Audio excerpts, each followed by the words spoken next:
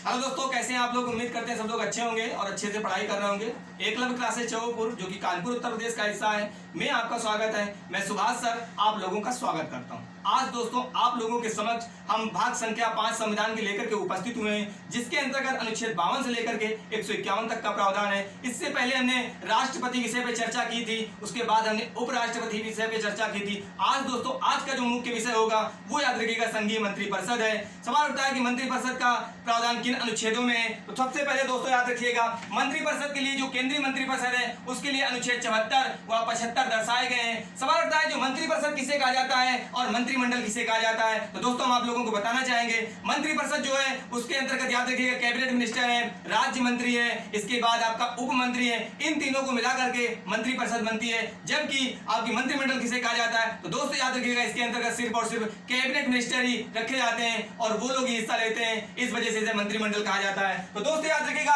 अनुच्छेद 74 के अंतर्गत क्या है तो याद रखिएगा अनुच्छेद 74 के तहत राष्ट्रपति को सहायता और सलाह देने के लिए एक मंत्रिपरिषद होगी, ऐसा अनुच्छेद 74 के अंतर्गत बोला गया है। याद रखिए दोस्तों अनुच्छेद 75 के अंतर्गत क्या है तो अनुच्छेद 75 के अंतर्गत मंत्रियों के बारे में अन्य उपबंध दर्शाए गए हैं। जबकि अनुच्छेद 75(1) के तहत याद रखिएगा प्रधानमंत्री की नियुक्ति राष्ट्रपति करेगा और अन्य मंत्रियों की नियुक्ति दोस्तों याद रखिएगा राष्ट्रपति प्रधानमंत्री की सलाह पे करता है। तो 75(1) के तहत दोस्तों याद रखिए प्रधानमंत्री की नियुक्ति होती है और उसके कहने पे याद रखिएगा राष्ट्रपति प्रधानमंत्री की सलाह पे अन्य मंत्रियों की नियुक्ति करता है। दोस्तों याद रखिएगा मंत्री बनने के लिए क्या योग्यताएं होनी चाहिए तो दोस्तों हम आप लोगों को बताना चाहेंगे मंत्रिपरिषद का सदस्य बनने के लिए वह आवश्यक है कि वह व्यक्ति किसी सदन का सदस्य हो। यदि कोई व्यक्ति मंत्री बनते समय संसद का सदस्य नहीं है तो याद रखिएगा उसे 6 महीने के अंदर संसद सदस्य बनना अनिवार्य है, ऐसा अनुच्छेद 75(5) के अनुसार बोला गया है। यदि वह ऐसा करने में असफल रहता है तो याद रखिए दोस्तों उसे अपना पद छोड़ना होगा। तो जिस टाइम मंत्री बन रहा है उस टाइम ये अनिवार्य नहीं है कि वो संसद सदस्य हो, लेकिन मंत्री बनने के 6 महीने के अंदर संसद सदस्य लेना अनिवार्य होता है। यदि वह ऐसा करने में विफल है दोस्तों याद रखिएगा उसे अपना पद गंवाना होगा।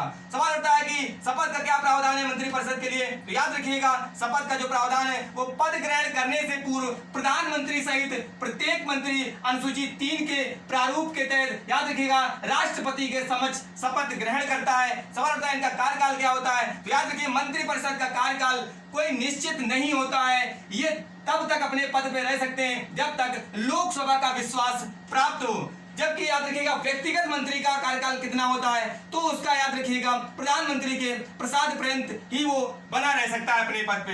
दोस्तों याद रखिएगा आकार के बारे में क्या है तो याद रखिएगा आकार के बारे में दोस्तों कि मूल संविधान में मंत्रिपरिषद के आकार से संबंधित कोई भी उपबंध नहीं दर्शाए गए थे, लेकिन संविधान के 91वें संविधान अधिनियम 2003 के माध्यम द्वारा अनुच्छेद 75 में उपखंड 1 का जोड़कर यह प्रावधान किया गया कि मंत्रिपरिषद में प्रधानमंत्री सहित सदस्यों की कुल संख्या दोस्तों याद रखिएगा लोकसभा के, इसको याद रखिएगा लोकसभा के ना कि राज्यसभा के, तो लोकसभा के कुल सदस्य संख्या की 15% से अधिक नहीं होगी।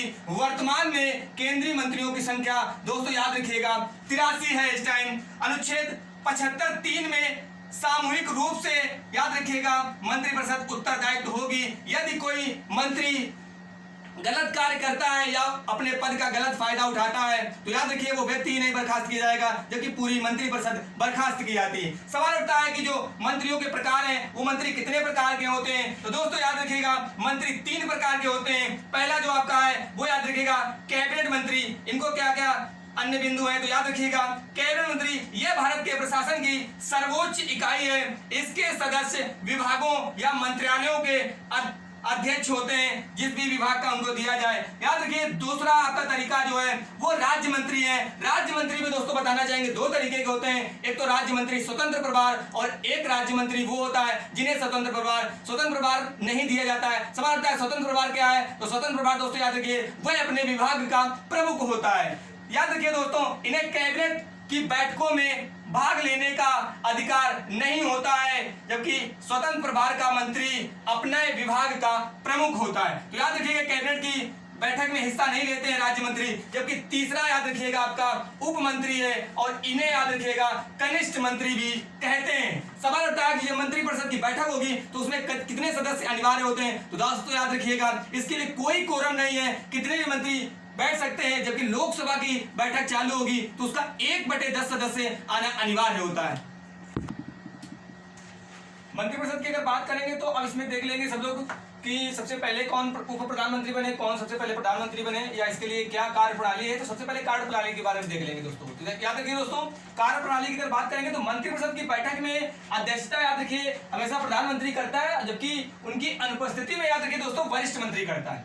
मंत्रिपरिषद की ओर से मंत्रिमंडल या कैबिनेट ही प्रत्येक मामले पे निर्णय लेता है। प्राय सभी निर्णय एकमत से लिए जाते हैं। यदि कोई मंत्री इस निर्णय से सहमत नहीं होता है तो उसे अपने पद से त्याग पत्र देना पड़ता है। याद रखिए दोस्तों, सर्वप्रथम श्यामा प्रसाद मुखर्जी ने निर्णयों से मतभेद होने के कारण मंत्रिमंडल से त्यागपत्र दिया था। तो दोस्तों याद रखिएगा सबसे पहले वो कौन से मंत्री थे जो निर्णयों के मतभेद होने के कारण अपना त्यागपत्र दिया, तो श्यामा प्रसाद मुखर्जी जी। दोस्तों याद रखिए मंत्रिपरिषद से रिलेटेड एक पॉइंट और है कि सबसे लंबी अवधि तक और सबसे एक विभाग का सबसे लंबी अवधि तक किसने मंत्रालय निभाया, तो याद रखिए दोस्तों राजकुमारी अमृता कौर जी हैं जो सबसे लंबी अवधि तक एक विभाग का मंत्रालय इन्होंने देखा है। और याद रखिएगा देश की प्रथम महिला मंत्री भी यही थी। तो सबसे लंबी अवधि तक एक विभाग का मंत्रालय देखने वाली राजकुमारी अमृता कौर है, जबकि सर्वाधिक समय तक मंत्री बनने वाले व्यक्ति का नाम है जगजीवन राम, जिन्होंने लगभग 32 वर्ष का समय दोस्तों याद रखिएगा मंत्री रहते हुए दे दिया।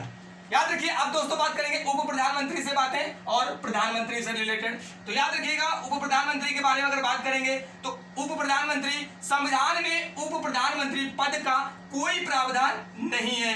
अब तक कुल व्यक्तियों को उप प्रधानमंत्री बनाया गया है। याद रखिए उनकी संख्या है 60। माफ करिएगा दोस्तों, संख्या 8 है, जबकि 7 बार इस पद का सृजन किया गया। सर्वप्रथम पंडित जवाहरलाल नेहरू के प्रधानमंत्रित्व काल में सरदार वल्लभ भाई पटेल याद रखिएगा अपने देश के पहले उप प्रधानमंत्री बने थे। इसे मंत्रिमंडल के वरिष्ठ मंत्री का भी दर्जा कहा जाता है।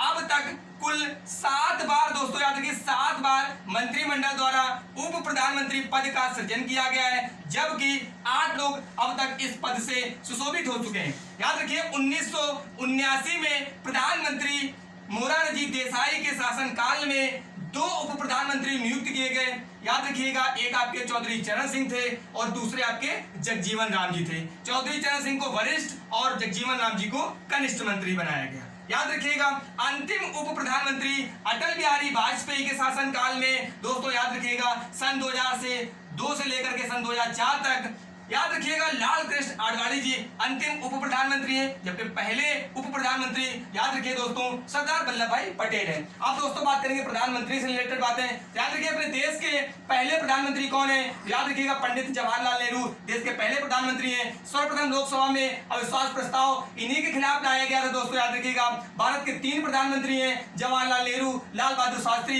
एवं इंदिरा गांधी की मृत्यु दोस्तों याद रखिएगा उनकी पदावधि के दौरान हुई। याद रखिए राजीव गांधी की मृत्यु लोकसभा चुनावों के दौरान हुई। गुलजारीलाल नंदा दोस्तों याद रखिए 2 बार जवाहरलाल नेहरू और लाल बहादुर शास्त्री की मृत्यु के बाद भारत के कार्यवाहक प्रधानमंत्री चुने गए। इंदिरा गांधी की मृत्यु के बाद दोस्तों याद रखिए राजीव गांधी भी कार्यवाहक प्रधानमंत्री चयनित किए गए थे। चौधरी चरण सिंह ऐसे प्रधानमंत्री हैं जिन्होंने एक भी बार संसद का सामना नहीं किया दोस्तों। याद रखिए लाल बहादुर शास्त्री की मृत्यु देश के बाहर हुई है। कहां पे हुई दोस्तों याद रखिएगा उज्बेकिस्तान के ताशकंद में, जबकि उज्बेकिस्तान की कैपिटल सोम है दोस्तों याद रखिएगा। अगली बात करेंगे दोस्तों प्रधानमंत्री पद से त्याग पत्र देने वाले व्यक्ति कौन थे, तो याद रखिएगा पहले व्यक्ति आपके मोरारजी देसाई जी हैं, जबकि मोरारजी देसाई से एक पॉइंट और जुड़ा हुआ है दोस्तों। याद रखिएगा सबसे उम्रदराज प्रधानमंत्री बनने का गौरव याद रखिए इन्हीं को हासिल है। 81 वर्ष की आयु में प्रधानमंत्री बने थे, जबकि देश के सबसे युवा प्रधानमंत्री किन्हें कहा जाता है, तो याद रखिए राजीव गांधी जी 40 वर्ष की आयु में प्रधानमंत्री का पद ग्रहण कर लिया था दोस्तों। याद रखिएगा 2 नाम है, एक है आपका वीपी सिंह और एक एचडी देवगौड़ा। दोस्तों याद रखिए, इनके खिलाफ विश्वास प्रस्ताव मत ला करके इन्हें अपना त्याग पत्र देना पड़ा। जबकि चौधरी चरण सिंह और अटल बिहारी वाजपेयी देश के दो ऐसे प्रधानमंत्री हैं जिनके खिलाफ विश्वास मत लाने से ही पहले इन्होंने अपना त्याग पत्र दे दिया। याद रखिए, देश की पहली महिला प्रधानमंत्री श्रीमती इंदिरा गांधी जी हैं, जबकि देश के वर्तमान प्रधानमंत्री याद रखिए नरेंद्र मोदी जी हैं, जिनका राज्य गुजरात है। और याद रखिए, देश के कोई पहले ऐसे प्रधानमंत्री हैं जो इनसे पहले मुख्यमंत्री हुआ करते थे। तो मुख्यमंत्री बनने वाले एकमात्र प्रधानमंत्री याद रखिए देश के नरेंद्र मोदी जी हैं। यदि ये वीडियो आपको पसंद आया हो तो दोस्तों लाइक, सब्सक्राइब और शेयर करना न भूलें।